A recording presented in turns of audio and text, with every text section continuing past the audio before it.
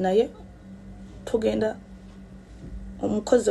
wenkubulira omukozi sente z'abanja sikusaba nti omwana oba musasulire rent oba ki bwe nali nkutwata sente zange ngula ennyumba sakugambako yadde n'ekikumi nakikwata bukwasi n'ekikola nenkwata omwana ne muteeka n'omukozi mu nnyumba kuba nina okuyiriba okunoonya sente kuba tolina kyompa mbadde nsaba sebo it's either otwale omwana wo ate osasule sente zange kimbadde nsaba sigenda kubeerawo ku pressure olina okusasula kino abaali bayimanyi obunkeke bwe tubeerako wano eno omwezi nekujja nga olina bili ya miliyoni nga 10 miliyoni 7 gwalina ozisasulira abaana balina okulya omukozi ayagala sente n'ogaana ddala oleeta yadde n'ekikumi obudde buno business yange is down because obadde ogyewolamu business eri down n'omuntu newaba ayise wakaliga ku branch yange eri awe wakaliga omuntu bwayitawo asobola okugamba nti Nash business ebadde eki business yabakyo because nsaba sente zange an agreement nti ogenda kusasula sente ezo n'ogaana neweefuula ukadde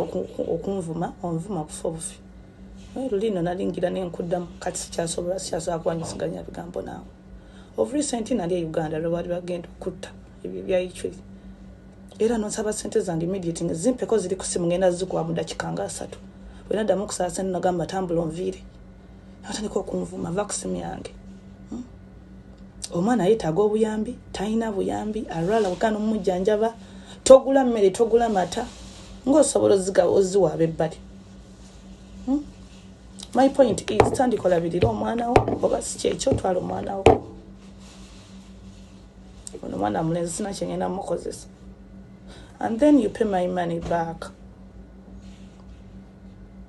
sagala kwogera bigambo bingi start from that iPhone 12 gyobadde okwata gye bakakubbako sakunya trying kone Mr. Emma ayinza okuba amanyiko eno story nga mugamba mwami yamugamba mpe sente zange kuba yanvuma amazina matako aganye banga bwetambula n'omusirikira nomala emyezi kanga toyogera naye n'amaana najja nakulumba noddamu noyogera naye nakulimba nakuwa bakuwadde obuyambi nakuwayo 1 week nakomaawo obudde buno nange nina business zange neetaaga sente nange money rent zange zensasula almost omwezi gwakunga ina rent nga 3 nina osasula nange ebizibu byange sente zenkola sizikola nti nina kukolerera gwe oba omwana nalwala mutu n'omumayadde n'ekikumi abantu abalobeero bawa sente obeera sasanya sente sagala kwogera ku sente zokuba sinze nzikolera but I want you to pay my money back otandike n'olabirira omwana wo bapromise okuva mu second time omwana ayinza okusoma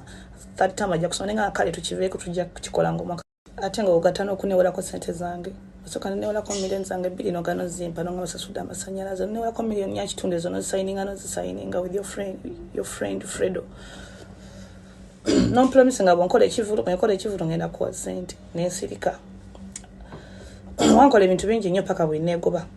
nengamba kanzije edduka ku office yo awo ku kooti mwanda banga ndi ku kooti nze nakera ku machane neegoba nga ntokyalinga newolako sente zange tazinziriza ampisaamu amaaso andeetera abakazi ab'enjawulo